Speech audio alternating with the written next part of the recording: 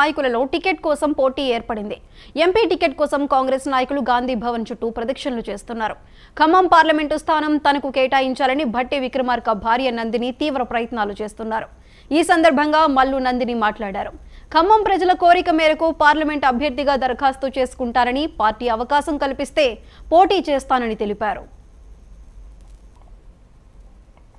ఇలా ఖమ్మం పార్లమెంట్ కోసం మొట్టమొదటి మేమందరూ కోరుకుంటున్నాము. సోనియా గాంధీ గారు ఇంకా ప్రియాంక గాంధీ గారు ఇక్కడి నుంచి పోటీ చేయాలి. వాళ్ళు చేస్తే మేమందరు కలిసి వాళ్ళని గెలిపించి పార్లమెంట్కి పంపిస్తాం. ఈ పార్లమెంట్ ఓటింగ్ అనేది మన రాహుల్ గాంధీ గారికి ప్రధానమంత్రి చేయడానికి ఉంది.